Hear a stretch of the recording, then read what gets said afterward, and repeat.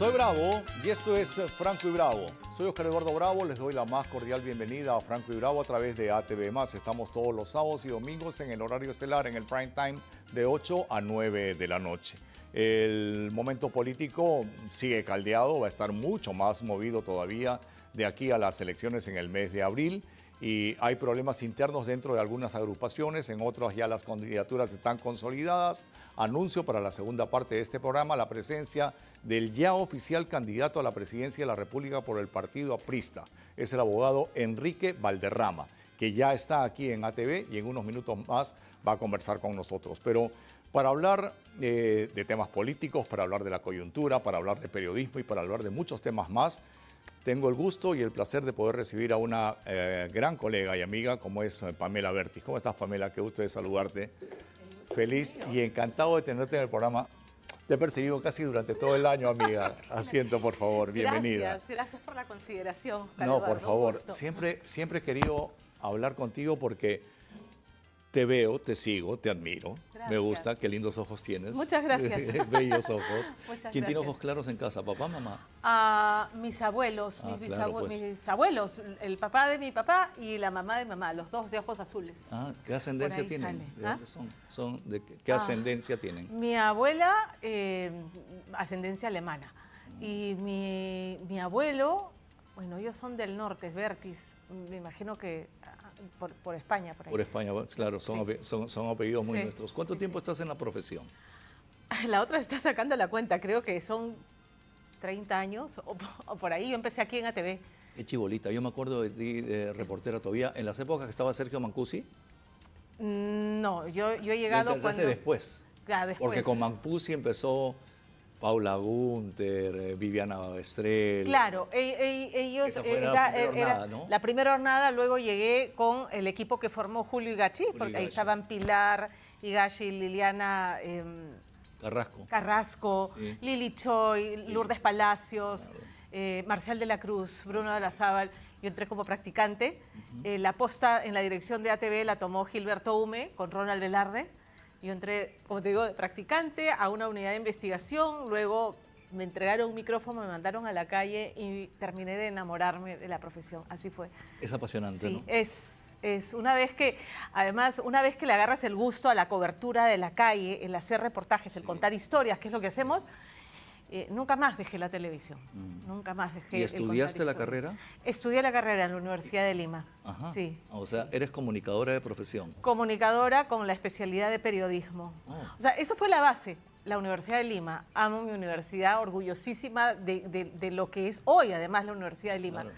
Pero el oficio... Sí, la calle, lo que te enseña. La calle y además directores y jefes que siempre creyeron en mí, siempre me dieron alas para crecer.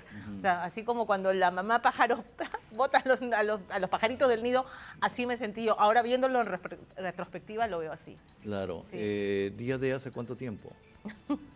Los años que tiene mi hijo, mi segundo hijo, Patricio, 16 ha cumplido Patricio. ¿Cuántos hijos tienes? 2, uno de 21, Marcelo, que estudia afuera, y Patricio, que acaba de cumplir 16 en junio.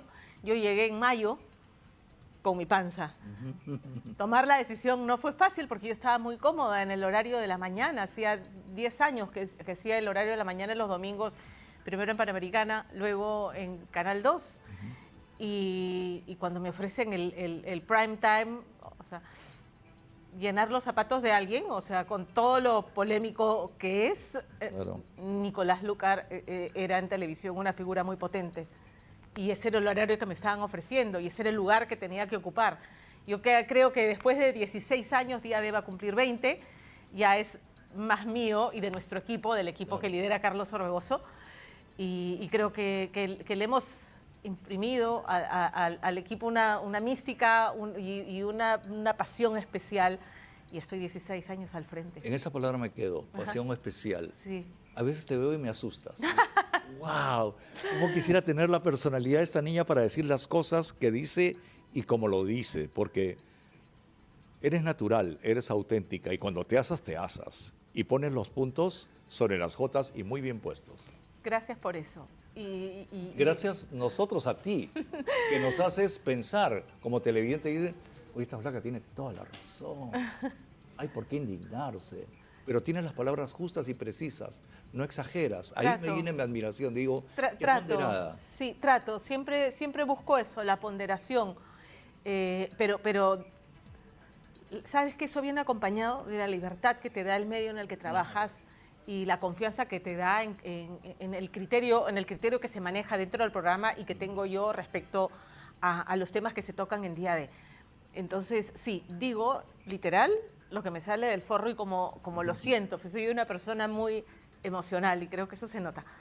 Y la libertad que me han dado y la confianza que tiene el canal y que tiene mi equipo y que tiene el director, sintonizamos mucho y a veces podemos discrepar en algunos temas, pero al final los zanjamos y me da la libertad de presentar y enfocar el reportaje, la presentación del reportaje y el comentario final según mi criterio, pero siempre con ponderación. Yo creo que eso es bien importante en periodismo. Es muy importante porque mientras los periodistas estamos respaldados, mientras hay confianza dentro de una corporación, en el sentido común, en el criterio que uno pueda tener como para poder discernir y decir las cosas como deben ser, pues uno se siente sumamente cómodo. Y en esta empresa hay esa facilidad, que es raro, ¿ah? Porque no en todo lado es así. Mira todo lo que se ha vivido en la televisión peruana. Yo 2 veces he renunciado. Canal 2, Contrapunto, Baruch Hifcher. Sí. Tenemos un equipo muy potente en Contrapunto y todos renunciamos convencidos de lo que se estaba haciendo con el Baruch Hifcher que yo conocí y que todos conocimos. Ese equipo de Contrapunto era un absoluto atropello y sabíamos lo que se venía cuando cambiaba la administración con los hermanos Winter y lo que yo sí estaba segura y había aprendido a lo largo de esos años ejerciendo el periodismo es que yo no iba a prestar mi voz para una línea editorial pautada desde el gobierno. Claro. Así que ahí renunciamos y me quedé sin trabajo y luego volví a quedarme sin trabajo y volví a tomar la misma decisión cuando pasó todo este tema en Canal 5, el señor Schutz, los fajos de billetes. Fue una época muy complicada de ejercer periodismo en televisión porque ya se sabía cómo se manejaban las cosas, la pizarrita de Víctor Hoyguay, cómo se dividía el presupuesto en los canales y los medios afines, claro. Y cada vez las ventanas se estrechaban más para hacer periodismo de denuncia, independiente, y cuando se terminaron de cerrar las ventanas, me renuncié otra vez, o sea... Es que esta es una profesión muy gitana, a veces estamos arriba, a veces además, abajo, a veces en el medio, a veces claro. pateando latas, cilindros, Así ¿no? es. Porque es una profesión que tiene sus altibajos y no es fácil. No es fácil estar dentro de un medio de comunicación en el Perú porque existen, en el buen sentido, mafias, cofradías, argollas, ¿no? Que no te permiten también o evolucionar o crecer o aparecer. También te silencian, te sacan años de pantalla, ¿no? Entonces pasa mucho de eso, ¿no? He tenido la suerte de que, como te digo, siempre he tenido jefes. Mucha suerte has tenido, sí, de verdad mucha suerte. Sí. Y creo que además, bueno, esto lo hago con tan... Amo lo que hago. Claro. Vengo a trabajar feliz. Me gusta además el sentir que cumplo una misión importante, que los periodistas cumplimos una misión importante. No quedarme en la noticia ahora que tenemos redes sociales y que los videos, no te dice el community manager, pero trata de hacerlo no más de 3 minutos porque si no, no te van a replicar. Al final del día no me importa que me repliquen tanto, que me importa que los que me vean en mis redes sociales se queden con la noticia clara, contextualizarla de modo que entiendas de dónde viene, hacia dónde vamos, qué proyección hay, explicarte las cosas. Yo creo que si te quedas en el titular, en la superficialidad, no estamos haciendo bien nuestro trabajo. ¿Extrañas la calle, los reportajes? ¿O ya es una etapa totalmente superada? No, nunca va a ser una etapa superada. Nunca. O sea, siempre... Uno siempre tiene el alma de reportero, ¿no? Claro. Y porque además cuando te dicen vas a salir y vas a entrevistar a tal persona o vas a hacer tal cosa, la adrenalina casi siempre sigue siendo la misma. La emoción de hacer esa cobertura sigue siendo la misma. Claro, como la adrenalina es distinta en un programa en vivo, ¿no? Ah, totalmente. El programa es en vivo. Entonces, el nervio es otro. Totalmente. Tu error es único. No claro, no hay posibilidad. Corte. Nada. Claro, tengo noticiero todos los días, entonces la pauta informativa del día a día la tengo y eso me ayuda. Y tengo opiniones muy firmes y muy claras. Por supuesto, que pueden mutar en la medida en que tengas nueva evidencia que te haga ver las cosas de otra manera. Pero yo tengo las cosas muy claras. Entonces, al momento que termino un reportaje, yo ya tengo claro lo que quiero decir, cuál va a ser mi enfoque y por dónde va a ir. y tiene un inicio y tiene un final. Pamela, estás aquí en ATV Más todos los días, de lunes a viernes, ¿de qué hora a qué hora? Al mediodía, de 12 del día a 2 de la tarde. De 12 del día, encanta. y eso mismo se repite en las noches. Y lo ¿no es repiten cierto? en Va las en noches diferido en las AT, noches, en ¿no? ATV Más. Claro, Sí, entonces también. estás en una señal fuerte. Somos el canal que tiene mayor cobertura en lo que es el Sí. tema de noticias. Como grupo de comunicaciones, llegamos diariamente a más de 20 millones de peruanos. No solamente somos los canales de televisión, somos www.atv.p. Claro, las plataformas ¿No es cierto? digitales, Entonces, importante. veo en el portal del canal, por ejemplo, están archivadas todas los informes, Claro. los reportajes, las denuncias, y ahí voy, las denuncias. Problemas con los denunciados, las cartas de rectificación, los juicios de difamación y calumnia. ¿Has llegado a eso? ¿Has tenido problemas de esa naturaleza o felizmente las has pasado tranquila? No, llegan cartas notariales y algunas, cuando ha habido una rectificación porque equivoqué un nombre o fui imprecisa, mira, con todo gusto hago la rectificación. O sea, Claro. eso creo que lo honra más a uno como periodista. Te equivocaste, corriges. Cuando llegan algunas cartas aclaratorias donde los puntos son imprecisos o no se condicen con la realidad de mostrar en el reportaje, por supuesto que le doy lectura, pero de nuevo vuelvo a lo que se ha denunciado y que está probado en el reportaje. O sea, tampoco se trata de claudicar y agachar la cabeza Claro, cuando no hay fundamento. Claro. Y juicios de difamación, me tocó uno de una persona que, bueno, no tenía sustento y al final la juez nos dio la razón y nos absolvió. Ganaste el juicio. Sí, ganamos el juicio. No se fuiste quedó. a más, no hubo mayores no hubo más, consecuencias. quedó en primera instancia. Qué bueno. Sí. A mí sí me metieron preso. ¿Ah, sí? Sí, me metieron a la cárcel por un reportaje. Ay, no te puedo Me creer. disfracé hace muchos Ya. años de policía Ya, y vestido de policía me metí al Ministerio del Interior. ya. Y el Ministerio del Interior en ese entonces me hizo un juicio por usurpación de funciones y atentar contra la seguridad y defensa nacional. Oh, Entonces, por más que demostrábamos que cualquier terrorista, que cualquier asaltante de banco Claro. podía vestirse de policía y todo lo demás, no. Claro. Usted tiene la razón, pero igual va preso. Entonces, estuve en la carceleta del Poder Judicial Ya. unas horas, no se lo deseo a nadie, nunca más lo he estado. Ha sido por la profesión, pero hay veces esta profesión tiene ese tipo de consecuencias. claro. Agresiones, los mítines, las marchas. Has aspirado gases lacrimógenos como cualquiera. Un montón, como cualquiera, como reporteros, y además no es como ahora que las cámaras son súper ligeras. En mi no, época pues, era Gami, de 30 camarógrafo y el asistente con la casetera, La casetera. más los micros que iban Sí, enchufados a la impecable, cámara. claro. Yo he visto en la época en que cubríamos CLAE, Carlos Manrique, esos paseos en el Poder Judicial de arriba abajo, esta nube de reporteros, fotógrafos que todos queríamos. Era absurdo, porque en verdad en esas condiciones sacarle una declaración a alguien era iluso, pero la adrenalina, oye, las cámaras volaban, los micros volaban, la gente se tropezaba, se caía, pero es toda parte del oficio, es la adrenalina y en verdad no te quejas, lo disfrutas. Claro. Igual las marchas, las gaseadas, correr por las calles. Tiene que gustarte. Creo que somos una raza a la que nos gusta estar así al límite Qué de buena la palabra. adrenalina. Creo que esa es la frase que podría definir más esta profesión. Somos adrenalínicos. Sí, es un... Vivimos con la adrenalina permanente. Sí. Sea en el set, sea en la calle, sea donde sea. O sea, en la función del periodista, uno está con los 5 sentidos permanentemente en alerta. Todo el tiempo. Cualquier cosa puede pasar en Y cualquier cualquier momento. cosa puede ser un Claro. tema y lo que otros no oye, ven, nosotros sí lo vemos. Absolutamente. El olfato periodístico. Sí. ¿Cómo se desarrolla, no? La intuición. No, Claro. esto aquí es, por Sí. aquí es, se va a dar. ¿no? ¿Y esto por qué? ¿Y qué intención tiene esto que está saliendo? O sea, ¿quién está detrás de Sí. ¿Y esta- por qué es tan buena gente? ¿No? ¿Por qué? ¿No? ¿O por qué está saliendo? Sí, pues todo, Sí. lo cuestionas todo. Sí, sí. Sí, no das Tienes nada que por ser sentado. curioso y chismoso. Las dos cosas, sí, un poco. Los dos componentes. Pero ¿feliz con la profesión? Sí. Feliz, plena. ¿Era la profesión que quería seguir? Siempre he sido muy lectora, entonces yo entré a la facultad pensando que lo mío era publicidad, de repente un poco porque a mi hermana le iba bien, ella se fue por la especialidad de publicidad, de repente un poco por imitación, qué sé yo, pero luego me di cuenta, no, esto no es lo mío. De las ramas de comunicaciones y me decanté por periodismo, porque soy lectora y me gustaba escribir, entonces dije, esto es, y como te digo, la base fundamental fue la Facultad de Comunicaciones de la de Lima, pero el oficio yo me enamoré acá, en ATV.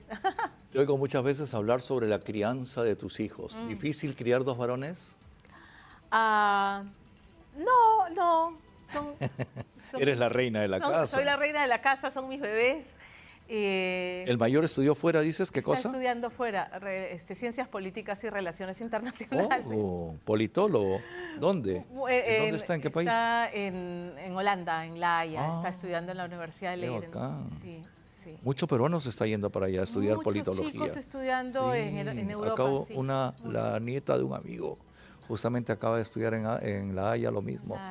La politología está jalando gente. Sí. Es que acá no hay politólogos puros. Y me gusta, no hay, y me gusta que haya esa preparación, porque frente a la improvisación permanente que estamos viendo en la política, necesitamos gente que tenga esa preparación para, ojalá, Dios quiera, asuman, ¿no?, esos cargos de responsabilidad o acompañando a quienes se postulan en las urnas, a acompañar, a asesorar y a darles una visión ya más profesional del tema, ¿no? Ojalá, porque en este próximo proceso electoral son pocos los jóvenes, mayormente son ya gente conocida, aunque hay cambios, por ejemplo en el APRA. Ha habido una revolución interna, ha habido un golpe democrático, ¿no? Claro, acostumbrados a los candidatos naturales. Claro, ¿no? Entonces, ¿cómo ves este proceso electoral? ¿Quién gana? ¿Quién crees? Ahorita no tengo idea quién vaya a ganar. ¿Quiénes creerías La dispersión del voto me preocupa. Que son los 5 que quedarían? O sin sea, comprometerte a nada. No, claro, la foto de hoy vemos a Rafael López Aliaga en primer lugar, pero Rafael López Aliaga es principalmente en Lima, correcto. Lima. No sé qué tanto pueda calar. Exacto, en el interior. En el interior. Luego, Keiko Fujimori, ¿qué partidos tienen realmente una organización política como tal? La tiene César Acuña, pero está muy bajito, la tiene el Fujimorismo, la tiene, ¿no?, Keiko Fujimori, que es la candidata natural. No sé si le vaya a alcanzar a Keiko Fujimori. O sea, no sé, yo hoy no puedo ver. ¿Tú crees que Keiko y Acuña pasan la valla? No lo sé si Acuña, Keiko, yo creo que Keiko probablemente ¿no? Sí. Pero Acuña probablemente Acuña no sea castigado por el electorado, ¿no? Probablemente. Porque va a haber voto de castigo, ¿eh? Sí, claro. Y todavía hay un porcentaje muy grande de quien no se decide o que dice hoy blanco o viciado. Además, con esta cédula electoral, yo ya estoy pensando cómo voy a hacer el contenido para explicar como con manzanitas para todos. Ayer estaba con unas amigas y me decía, por favor, nos tienes que explicar cómo vamos a tener que votar. Sí, es cierto, hay que hacer pedagogía. Entonces hay que hacer esa pedagogía porque en general todos estamos como un poco desconcertados con la cédula y cómo va a ser la votación. Hay 2 columnas para senadores, ¿no? Y luego la de diputados y luego la del Parlamento andino.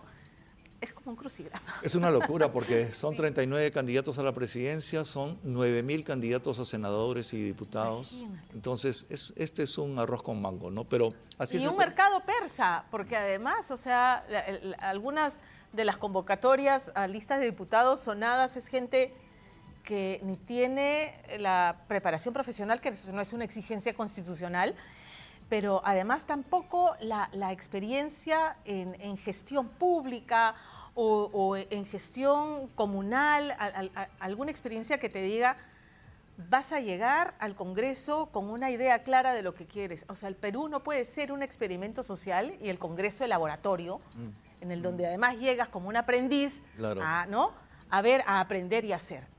Eso me vuelve loca. Y me parece una responsabilidad enorme de los partidos que creen que porque llaman a una señorita que todo bien con que haga su trabajo en OnlyFans, yo no tengo ningún problema con eso, ¿qué puede aportar a alguien en una circunstancia tan complicada como la que tenemos, de esta crisis política que arrastramos tantos años? Por eso, pues, mucha responsabilidad en los partidos y en quien nos presentan. Mira, imagínate, está saliendo la hija de Susy Díaz. Florcita Polo, cuando no salió yo contra ella, yo tampoco. Es una niña que... Es una irresponsabilidad del partido del que los convoca. Como la canción, no tiene talento, pero es muy buena moza. Y ahí quedó. Yo digo, no es el momento, no. No, el Perú necesita buenos dirigentes. Sí. Pamela, te dicen Pamela y eres Pamela, ¿no? Soy Pamela. Pero es un nombre artístico. Estoy feliz de haber conversado contigo. Gracias a ti. Gracias. Lo he disfrutado mucho. Yo más, y gracias por haberme dado esa recepción cuando llegué a ATV, te la agradezco enormemente. Cuando todos los que ingresan a ATV forman parte de una misma familia, somos una familia. Me encanta ser tu pariente. Gracias. Gracias. Eduardo, muchas gracias. A ti las gracias. Pamela Bertis, conductora de Día D aquí en Franco y Bravo. Cuando regresemos, el candidato oficial del Partido Aprista, Enrique Valderrama. Esto es Franco y Bravo. Soy Oscar Eduardo Bravo, está usted en Franco y Bravo, sábados y domingos de 8 a 9 de la noche. Enrique Valderrama es el candidato ganador en las elecciones internas del Partido Aprista. Le doy la más cordial bienvenida. ¿Cómo estás, Enrique? Qué gusto saludarte. Encantado de estar aquí, un honor. Muchas gracias por la invitación. A ti las gracias por aceptar a venir a conversar conmigo. Hace un año conversamos. No te creí. Dije, no, este pata no creo que es. Y cuando ganaste, así como yo, hemos sido muchos los sorprendidos con tu éxito. ¿Cómo así? ¿Por qué ganaste? ¿Qué hiciste para merecer el apoyo de tu partido? Yo recuerdo que hace un año cuando conversamos, me exigiste la definición. Sí, te dije, ¿sí o no? ¿Eres o no? Y todavía... me molesté contigo. Yo dije, sí, porque te vi indeciso. Estaba indeciso. ¿Por qué? Porque era un reto muy grande asumir una posición que algunos podían incluso entender como confrontacional o precipitada. Pero muchas bases al interior del país, comités provinciales de algunos distritos de Lima, propusieron que asumiera. Y finalmente, meses después de aquella entrevista, asumí. Entramos en una campaña muy, muy interesante que ha arrojado unos resultados que hay que saber interpretar. Creo que el pueblo aprista ha dicho que quiere que la renovación en esta ocasión encabece el proceso y el partido transitoriamente estos 4 meses, pero también nos ha dicho que las fuerzas y las tendencias dentro del APRA son diversas. Hay 4 compañeros que tenemos, digamos, una representación importante dentro de las internas, me refiero, para la presidencia. Hernán Garrido Leca ha tenido una votación interesante, importante diría yo, Jorge del Castillo, Javier Velázquez, y nosotros hemos logrado la primera minoría con un margen ajustado, lo cual nos impone sin duda en esta etapa ya no solamente hablar de la renovación, que de una u otra manera el pueblo aprista nos ha concedido, sino que ir a profundizar la búsqueda de la unidad lo más rápido posible, que en esa tarea estamos, y plantear un programa de cambio para el país, ¿no? ¿Ha habido piconería? No. ¿Dentro de los perdedores? No. Yo lamento muchísimo ver la del estado de situación del Partido del Arquitecto, de Belaunde, que es un demócrata de Acción Popular, donde hay gente inteligente, interesante, pero hay acusaciones cruzadas de un calibre muy grueso y muy pernicioso para la institucionalidad de los partidos, sí, como acusan de fraude a un exaprista. Dice, las mañas del APRA las ha traído Acción Popular, es lo que dijo el otro día Ricardo Burga, ex secretario general, en donde tú estás sentado, dijo, las mañas del APRA las ha traído Barnechea aquí a Acción Popular. Tan es así que en el APRA le ha podido gustar más o menos a algunos, pero nadie ha salido a decir, oye, este proceso está empañado, para nada. Todos hemos aceptado el veredicto del pueblo aprista, en la Cámara de Diputados, en la de Senadores, en la plancha presidencial, en el Parlamento andino. Y ahora tenemos que construir un discurso unitario y salir, lógicamente, a defender, sí creo, una orientación de cambio en el país que no se ha visto en los últimos años. ¿A ti mismo te sorprendió o estabas preparado para el éxito o creías que ibas a ganar? Yo creía, sinceramente, que íbamos a tener una votación muy importante. La victoria o no, siempre es una elección, tú tienes muchos años cubriendo esto en la política y es un albur finalmente. Una acción positiva menos de nosotros o una acción positiva más en la campaña de los demás hubiera variado el resultado. Cualquiera de los 4, sinceramente, hubiéramos podido ganar. Nos tocó ganar a nosotros, nos hemos diferenciado en algunos temas, como en elevar el volumen de hablar del pensamiento de Ella de la Torre, por ejemplo, en recorrer quizás las bases un poco más, en demostrar que somos un liderazgo más colectivo que caudillista y sobre todo en la posición política. Creo que eso ha sido lo fundamental, decir que nosotros rechazamos con firmeza los postulados afiebrados de cierta izquierda marxista en el país, pero también impugnamos a la derecha mercantil que está hoy día anidada fundamentalmente en el Congreso de la República. Creo que eso en el interior del país, en la militancia, caló mucho, ¿no? Claro, he estado siguiendo el proceso interno y si hubo un diferencial tuyo con respecto a los demás, fue justamente el resurgir del pensamiento, la doctrina y la acción de Víctor Raúl allá de la Torre. Mientras otros hablaban de coyuntura, de seguridad, tú ibas a la parte primigenia del APRA, ¿no? A la parte en donde Víctor Raúl surge con una propuesta de izquierda democrática. Entonces, has podido ubicar, ha sido una estrategia política de esta izquierda democrática de centro, digamos, que es donde se mueve el APRA para poder tener esta posición. Ahora, ya ganaste, ya todos han aceptado. ¿Te ves contendiendo para la presidencia de la República? Absolutamente. ¿Tú crees que vas a ser presidente de la República? No me hubiera inscrito como precandidato, sino pensaría que tenemos colectivamente las condiciones para poder pelear la presidencia de la República, sin ninguna duda, ¿no? Ok, ¿en qué te basas para poder decir que vas a ir o a una segunda vuelta?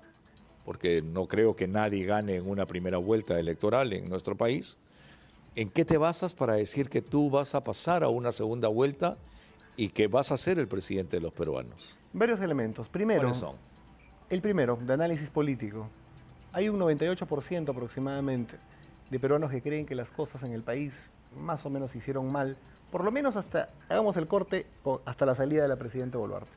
Okay. Lo de Gerí es un análisis, digamos, aparte. Okay. Pero hasta el corte de la presidenta Boluarte, hasta su salida, el 98% estaba en contra de su gestión, que básicamente era una gestión sostenida por el actual Parlamento de la República. Sí. Y lo digo abiertamente, por la señora Keiko Fujimori y por el señor César Acuña, fundamentalmente, por ellos dos. Y evidentemente ese mal ánimo ciudadano justificado con el Congreso se extiende a las otras bancadas también. Tú planteas que ha sido un cogobierno. Dina Boluarte, Keiko Fujimori, César Acuña son los que han gobernado después de la caída de Castillo. Y han estado también sectores de izquierda, no lo he visto muy incómodo al señor Cerrón, la verdad tampoco. No lo he visto muy incómodo al señor Luna. En fin, ha sido fundamentalmente el Parlamento, pero recuerda tú... Ha sido como una componenda, porque todo el Congreso en su conjunto ha sido el sostén de Dina Boluarte. Y por eso creo que el problema con APP, por ejemplo, es que ha sido hiperescandaloso. 2 ministros, 17 altos funcionarios, encima gobierno regional en La Libertad, eso lo ha golpeado mucho. Pero creo que igual le extiende ese mal ánimo a las demás bancadas y el APRA no ha participado del Congreso, de este Congreso que ha sido frívolo porque han incrementado sus bollerías, se han dado marcos normativos como para beneficiarse. La ciudadanía creo que va a rechazar eso. ¿Y eso dónde impacta en términos electorales también? Creo que en el norte del Perú, donde el APRA no ha estado en los últimos años y ha avanzado, ¿quiénes? Fuerza Popular y Alianza para el Progreso. Un discurso de cambio social potente del APRA que se enfoque en seguridad, en el tema de salud pública y sobre todo en un impulso agrarista en el norte del país, voceado por un candidato joven, pero con una institución centenaria detrás como el APRA, creo que puede hacer un resurgir en el norte tranquilamente. Y la estrategia en el sur me parece que es similar, dado que hay un rechazo también a todos los que han sido socios de Boluarte. No quedarse solo en el discurso, has hablado de seguridad. ¿Cuál es la estrategia? Yo creo que... Porque es si hay 2 problemas que aquejan a los peruanos es corrupción e inseguridad. Absolutamente. ¿Cómo salir de ellos? Nosotros estamos planteando, y en los próximos días convocaremos una conferencia de prensa, para presentar lo que hemos denominado el shock de seguridad. Es decir, 5 medidas o 5 cuestiones simultáneas que tienen que aplicarse en el país. Una reforma profunda de la Policía Nacional del Perú. Segundo, un cambio de enfoque en el control de las fronteras, me parece eso fundamental. Una reforma del sistema penitenciario en el país y, lógicamente, un conjunto de medidas de endurecimiento respecto a aquellos que deben cuidar a los ciudadanos y que en realidad se coluden con las bandas criminales.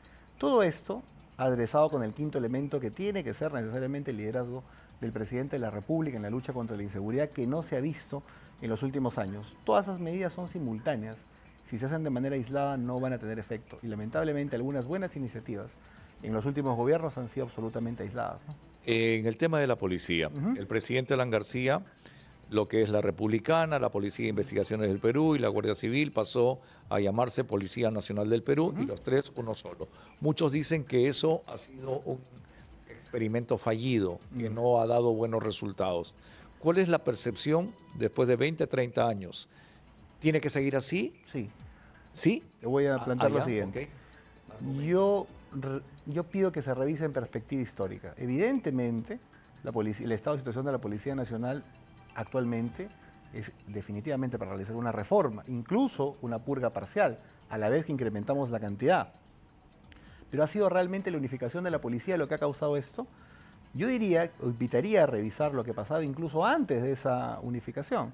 Diferentes policías, incluso intercambiando pues agresiones por control territorial entre ellas. Entre los tiras y los repuchos. Tú lo has dicho, ¿no? absolutamente, absolutamente. Y tengo familia de la familia policial, lógicamente, que me dan has oído testimonio de chibolo, obviamente. claro. ¿Cuál fue el error? La unificación de la policía estuvo bien. Lo que no estuvo bien, y ahí asumimos un mea culpa porque fuimos gobierno por segunda vez, pero todos los demás también, lo que no estuvo bien fue a esa policía unificada. No le metimos fuerza a la división de investigación criminal. Eso es otra cosa. Por eso yo estoy planteando que tranquilamente podemos incrementar el número de policías de 130.000, planteo una lógica de 5 años, teniendo una meta de 250.000, caminar hacia esa meta lo más que se pueda, pero además aquellos que están dedicados a la investigación criminal, que hoy día son entre 5.000 y 6.000, tienen que pasar por lo menos a 20.000 o 25.000. Ese es el punto fundamental, el incremento del presupuesto en más 150% definitivamente. El hecho de permitirle al serenazgo el uso de armas no letales más contundentes, no pueden defender a la ciudadanía con una vara tampoco, eso me parece básico. La conexión que tiene que existir entre, en general, el enfoque tecnológico, pero particularmente para la seguridad, hay comisarías que ni siquiera están conectadas a internet, etcétera. Es todo un shock en materia de seguridad que tiene que ir de la mano con la lucha contra la corrupción. Por eso estoy abriendo un debate que sé que es muy resistido, incluso dentro de mi propio equipo técnico. Considero que todo aquel juez, policía, fiscal o militar que se coluda con las bandas criminales debiera merecer cadena perpetua.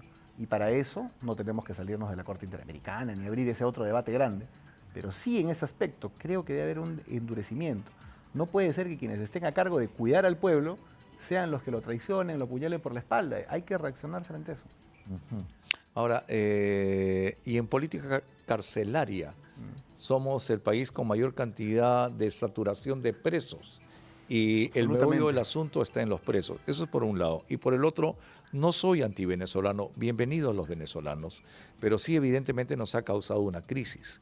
Del 1.600.000 venezolanos, se tiene la información muy clara de los servicios de inteligencia que son 50.000 los que están en las bandas delincuenciales. Y se tiene la ubicación de ellos geográficamente. Saben dónde están, quiénes están en cada parte del país, quiénes están en Trujillo, quiénes están en el Cono Norte, quiénes están en tal sitio, pero no hay una acción. ¿Cuál va a ser la política respecto al tema migratorio? En Chile es una crisis. La crisis de ellos nos las están tirando hacia la frontera. Exactamente. ¿Okay? Pero nosotros tenemos nuestra propia crisis interna. Obvio. ¿Cuál va a ser tu posición? ¿Tranquilo nomás que sigan los venezolanos o hay que poner mano dura con quien se sabe qué es y dónde está? Bueno, es una pregunta compleja de 3 partes, ¿no? Vamos por la primera. Por favor. Hablamos del sistema penitenciario. Ok, muy bien. Tenemos actualmente capacidad instalada en las cárceles para 44.000, más o menos. Y hoy día son entre 110.000 y 120.000. Por lo tanto, tenemos 2 problemas. ¿Cómo potenciamos el hecho de que las cárceles actuales que están administradas por el INPE no sean centros de coordinación del delito, por un lado? Y cómo resolvemos el tema del hacinamiento, que el Tribunal Constitucional hace 5 años o más ya estableció que tiene que haber, por, digamos, respeto constitucional, una política de deshacinamiento, que ahora se ha proyectado 5 años más porque no se avanzó nada. ¿Cómo se construye la nueva infraestructura penitenciaria? Respecto a lo primero, estoy planteando una reforma del INPE fuerte, donde además de todo eso necesitamos cordones adicionales de cuidado en los penales para evitar el ingreso de tecnología, objetos, etcétera, donde esté no solamente el personal del INPE, que tiene que ser incrementado, porque no se da abasto, sino tiene que estar también la policía, tiene que estar el ejército, tiene que estar la marina, contrainteligencia dentro de los penales también para desmontar cualquier coordinación con el crimen callejero. La nueva infraestructura penitenciaria, que es otra cosa, yo planteo y estoy abriendo el debate de que pueda ser de administración privada en esta primera fase. Diferenciada por pisos altitudinales, creo en la necesidad de construir de 12 a 24 penales en el país. No uno, no un SECOT, como dicen algunos, de 50.000, pues quiero ver dónde lo van a poner. Ya el demagogo de Vizcarra dijo, antes cuando estaba libre, voy a hacer 10 veces más grande Chayapalca. Y mira tú la reacción de Tacna. Yo creo que la responsabilidad tiene que ser compartida, diferenciada por peligrosidad, por pisos altitudinales, sí, y en esta primera etapa, para probar esta experiencia, por ahora, mientras reformamos el INPE, que tengan administración privada. Es el tema penitenciario. ¿De acuerdo? En el tema de la crisis con Chile, hay que decir algunas cosas. Algunos problemas tienen que tener un enfoque transnacional, definitivamente. Uno de ellos es la seguridad. Debería haber una coordinación mayor entre las policías en América Latina, pero no la hay. El otro problema es el tema migratorio. Como en Europa o en otras zonas, tendría que haber una coordinación internacional para afrontar ese problema internacional humanitario. Tampoco lo hay. Por lo tanto, lo que queda es hacer respetar los intereses del país frente a los intereses de otros países. La labor del presidente de la República del Perú va a tener que ser hacer respetar al Perú y poner los intereses del país por delante. Eso quiere decir que no vamos a permitir que ningún otro país nos cargue sus problemas. Eso es algo claro. ¿Qué va a pasar? Porque si gana el candidato de la derecha, definitivamente los venezolanos van a querer huir de Chile. Eso va a significar que la frontera se va a llenar de gente, sí o sí. ¿Qué hacer con ello? Yo creo que hay que tener liderazgo en el tema para plantearle al quien gane las elecciones en Chile, presumiblemente el señor Kast. Creo que hay que hacer un corredor humanitario, definitivamente. Un puente aéreo Arica-Caracas. Yo creo que no implique Tacna necesariamente, porque yo creo no que es nuestro problema. ¿Y qué hacer con los que sí son nuestro problema? Con los venezolanos que son problemas. Todos aquellos que están bajo jurisdicción peruana, es decir, los que están en el territorio peruano, todos tienen que cumplir la ley. Y definitivamente vamos a ser estrictos con los que no la cumplan. Y peor aún, con aquellos que se encuentran delinquiendo. Porque son dos cosas diferentes. Los que están en situación, digamos, irregular, pero que no están realizando actividades económicas, digamos, delictivas, y aquellos que están realizando actividades delictivas, concretamente. Y dentro aquí hay dos categorías. Los operadores, digamos, y los cabecillas. Claro. Yo estoy planteando con claridad que a los cabecillas, solo a los cabecillas, no la masa, de las bandas transnacionales, que ojo, no son solamente los venezolanos. No, hay colombianos, Eduardo, ecuatorianos. Aquí operan, es más, hay una famosa ruta de la Amapola, en el norte del país, que todo hace indicar que está encabezado por bandas de gente de Europa del Este. Así. Todo aquel cabecilla de una banda criminal transnacional debe ser expulsado del territorio nacional. Y no estoy haciendo demagogia, no estoy diciendo que miles deben salir. Los cabecillas concretos deben irse del país. Claro. Y si su país de origen no lo quiere recibir, que solamente eso pasaría en un caso, no creo que en los demás.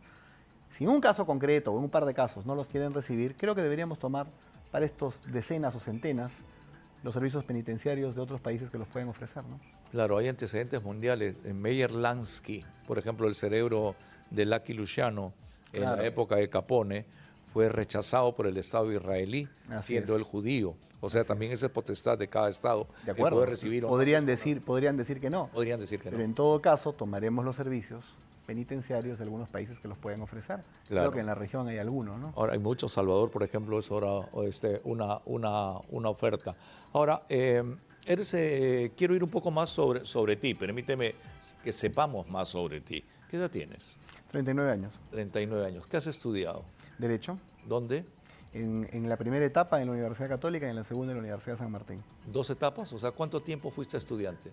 Me he tardado un buen tiempo porque dejé la carrera bastante tiempo. Siempre te han vacilado de eso. ¿Cuánto tiempo? ¿10 años, 12 años? El ingreso fue el 2003 y finalicé el 2020, me parece, 2021. 17 años de estudiante, pero con sus interrupciones, ¿sabes? No, y la interrupción central al medio, ¿no? Básicamente, entre otras cosas, alguna indefinición respecto a la carrera. Tuve un cambio de carrera, en un tiempo quise estudiar historia y luego ya me definí completamente por el derecho y culminamos, ¿no? ¿Y eres abogado? ¿Eres bachiller? Soy bachiller en derecho. ¿En derecho sí. y ciencias políticas? No, en derecho. Solamente el en derecho. El título de la San Martín es solamente en derecho. Sí. En el intervalo me he dedicado fundamentalmente a 2 rubros. Primero al tema de la construcción, durante 8 o 9 años aproximadamente. ¿Bienes raíces? No, vivienda social.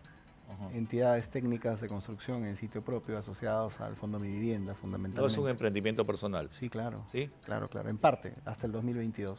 Ya. El 23 en adelante, sí, el mundo ya jurídico. Soy ¿Eres consultor. ¿Y ejerces como abogado? ¿Especialista en qué área? Fundamentalmente civil. Civil, de un estudio. ¿Qué cosas ves de civil? ¿Familia? No, fundamentalmente civil patrimonial, pues, ¿no? De acuerdo. ¿Eres soltero, casado? Estoy casado desde julio. Ah, ¿estás nuevo? Sí.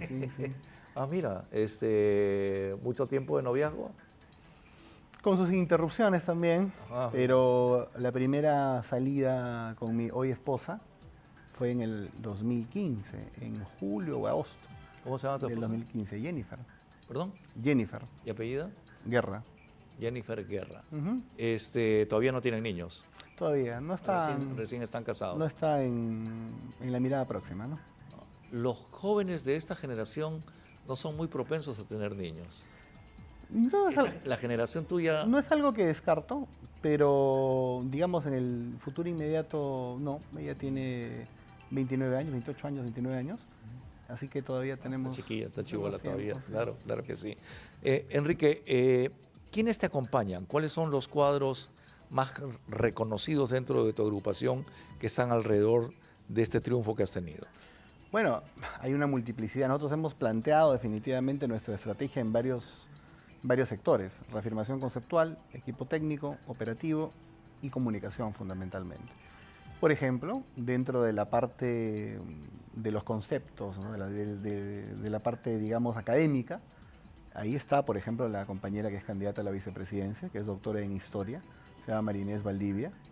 Está Hugo García Salvatechi, que también nos apoya la corriente de la renovación. Hugo García Salvatechi. Germán Peralta, que es doctor en historia, también Claro está que con sí, nosotros. estuvo frente al Ministerio de Cultura. Sí, claro. Claro que sí. En la parte, digamos, programática, técnica, en esta etapa, hemos tenido algunos ex viceministros. José Calderón ha sido viceministro de Salud durante el gobierno del presidente García. Está con nosotros, es uno de los encargados del área de salud.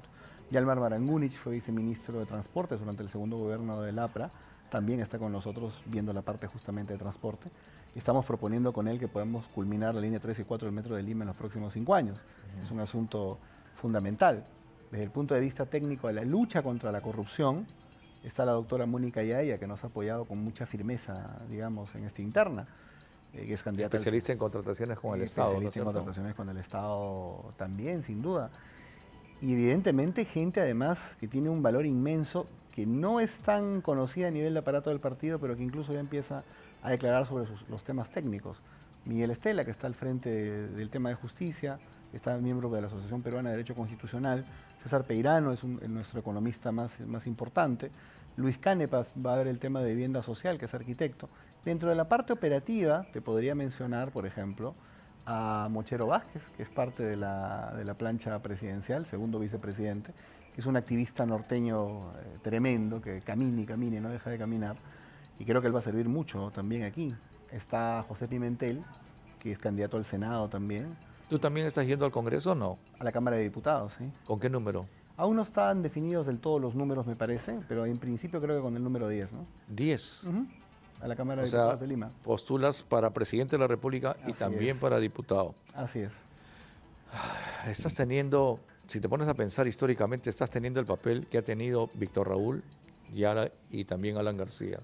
Es una forma de Imagina verlo. la responsabilidad histórica que tienes de poder comandar a este partido si el pueblo decide a un triunfo, pero digamos, todo el peso político del partido más importante en la historia del país está ahora en un joven de 39 años. Tu responsabilidad es muy grande. De acuerdo. ¿Qué quieres hacer con el país? ¿Qué es lo que en realidad ofreces? ¿Qué es lo diferente, lo distinto, lo único que la gente pueda decir? Yo voto por Quique. Él es. Tipo es. Porque creemos que ahora en esta etapa, con un partido unido, podemos plantear una renovación en realidad de la política en el país. Es decir, venir con un discurso concreto de cambio social que se llama la agenda social, con una ruta concreta, con un partido centenario que pueda apoyar estos cambios en seguridad, en crecimiento y empleo, en derechos sociales, en lucha contra la corrupción, que es fundamental, y también en reforma del Estado. Tenemos claro la ruta de los próximos 5 años, tenemos un equipo potente para realizarla, tenemos un partido realmente vivo y existente, tenemos buenos comunicadores, pero además tenemos el ejemplo moral de Aya de la Torre a quien nos remitimos, y creo que eso nos va a dar fuerza. Y además tenemos, digamos, candidatos a Senado, a diputados, gente técnica, que es gente honesta, limpia, que no tiene nada que ver con lo que ha pasado en la política en los últimos años, que realmente ha sido indecoroso, ¿no? Alcémonos sobre nuestro dolor. Tenemos fuerza para construir un gran país con pan Sabes y libertad. que yo me reivindico discípulo de Armando Villanueva, y esa fue la canción del APRA es el camino, Claro. 1980. Una campaña, yo no vino, ni siquiera había nacido, pero que he revisado y que así fue realmente muy cálidamente aprista, ¿no? 100% aprista. muy fuerte contra un Fernando Belaúnde que decía un gobierno que trabaje y gobierne para todos, un gobierno que trabaje y que deje trabajar. Tal vez si los eslogans Buen lema vintage buen okay, lema, buen lema. puedan servir ahora, porque es parte de la historia contemporánea. Yo creo que viene una revaloración de la política. Creo que la gente ha dicho, bueno, con aquellos que decían que de otra manera representaban un cambio, organizaciones distintas supuestamente, creo que han decepcionado y bastante. ¿En qué va a radicar el cambio? Yo creo que el cambio tiene que radicar en la toma de decisiones concreta para que podamos generar 3,5 millones de puestos de trabajo en los próximos 5 años, para ejecutar un plan de seguridad concreto que pueda empezar a tener algunos efectos en los primeros meses, sin duda, y lógicamente para poder tomar la iniciativa de ir fuerte a los temas sociales como educación, salud, vivienda.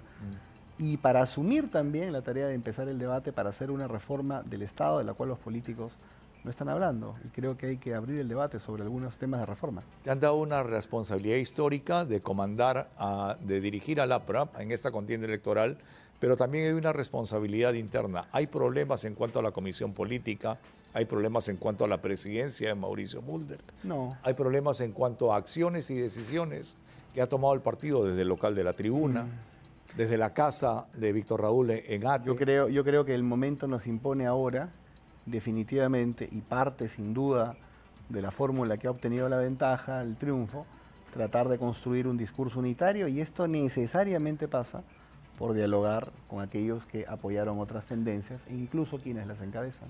¿Vas a trabajar con ellos?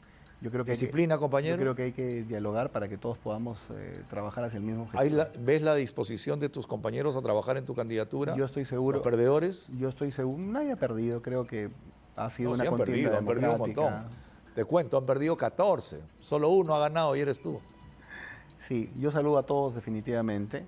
Me estoy quizás entrando en los 4 con más votación, pero creo que hay que saludar absolutamente a todos. Hay gente muy valiosa como Rafael Ceballos, como el mismo Yamel Romero, como Neptalí Ramírez. Hay varios que han animado también la contienda y creo que hay que trabajar con todos.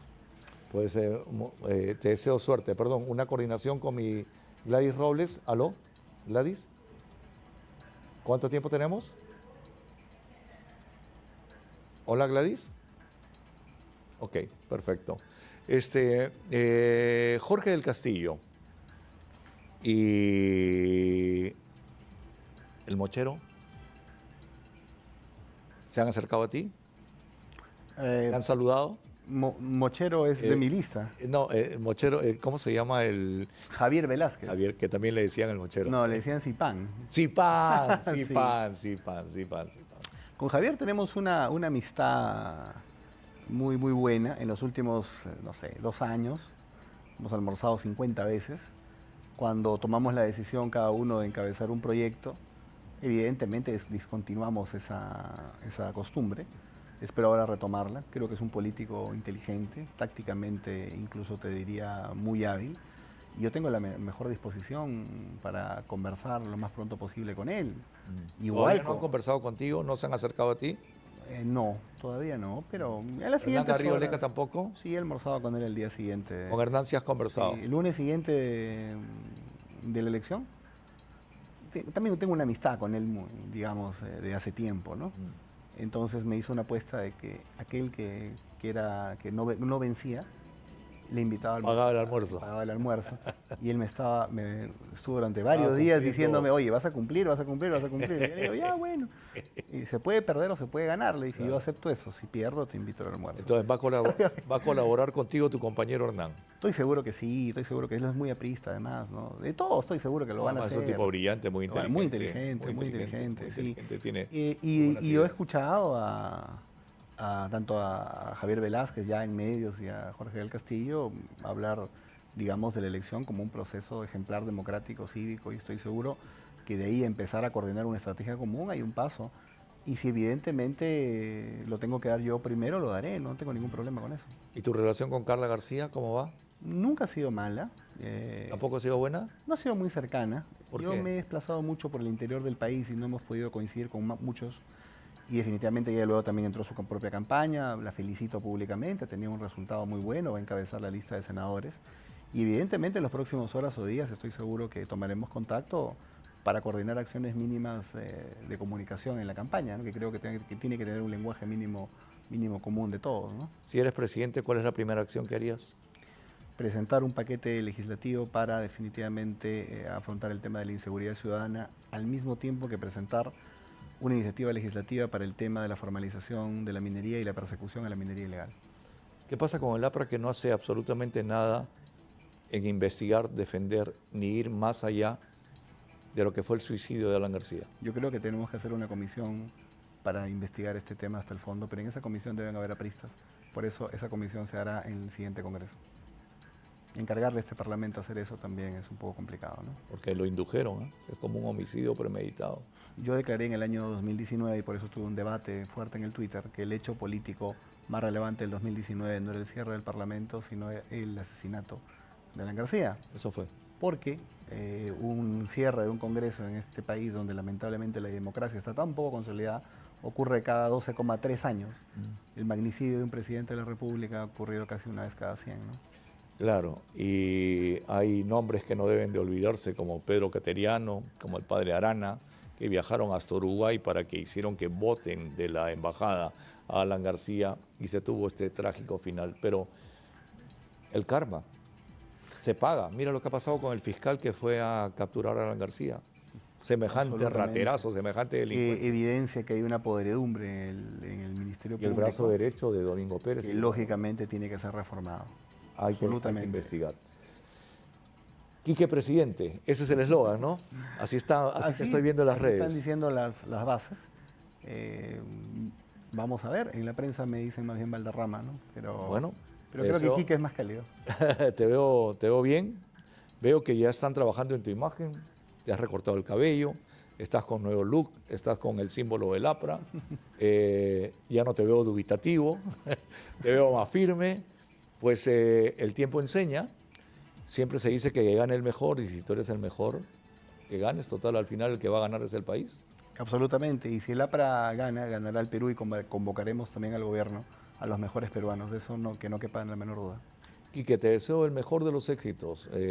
A mí me satisface que la gente joven, que las nuevas generaciones estén empezando a tomar el rumbo del país y esperemos que haya un cambio verdadero, un cambio definitivo, en donde sobre todo la decencia sea la que prevalezca y partidos tradicionales como el APRA nos puedan dar enseñanza democrática, como lo están haciendo con esta elección tuya, en donde han respetado la decisión popular. Mucha suerte, brother. Muchas gracias, muy amable. A ti las gracias. Haber estado siempre acá. Bienvenido. Conversemos más seguido. La campaña tiene para largo, así que vamos a hablar un montón de veces. Voy a estar pronto de nuevo aquí, gracias. Muy amable. Ha sido Enrique Valderrama, quien es el candidato oficial del Partido Aprista para el próximo proceso electoral. Les agradezco sobremanera el que nos hayan acompañado, agradezco a Gladys Robles, nuestra productora ejecutiva, y a todo el equipo y personal de mis compañeros de trabajo aquí en ATV. Nos encontramos nuevamente la próxima semana, sábado y domingo de 8 a 9 de la noche a través de Franco y Bravo.